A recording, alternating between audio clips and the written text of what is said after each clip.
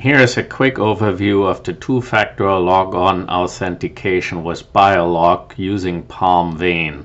First, we will show how you can simply hit backspace in the first user field and you see potential passwords that match the user profile, in this case Smith. We type in password 1, hit enter, but as a surprise the second factor will come up.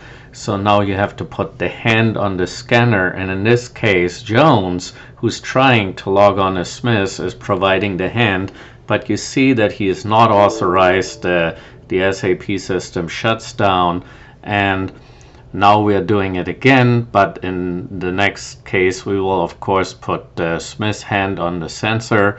So Smith types in the user credentials and the password again, and now Smith will be asked to hold the hand on the Palm Vein scanner.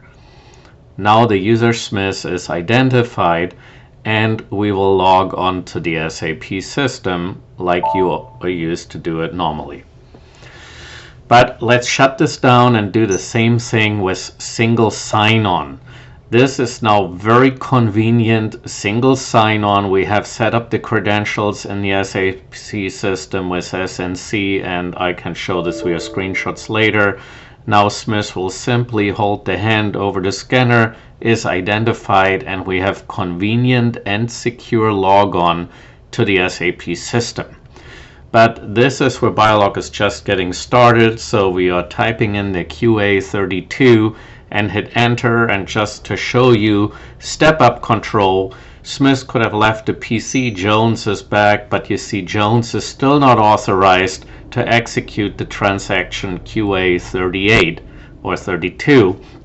It actually requires Smith to come back, enter the transaction, hold the hand on the Palm Vein scanner, and now the transaction is authorized for user Smith, as you can see in the left bottom corner. We also want to show here that we can go down to the function level. So I am actually choosing an inspection lot which we will approve and use the biometrics to authorize the SAP Digital Signature. So we are selecting a usage decision and entering the batch number here, and once that is done I will actually approve the thing in the QA32. So once the approval, or first we need to open up here the goods that we want to receive, and now I am approving it, and once we hit the save button you will see how the Palm Vein request is popping up, and Mr. Smith will be putting the hand on the sensor here.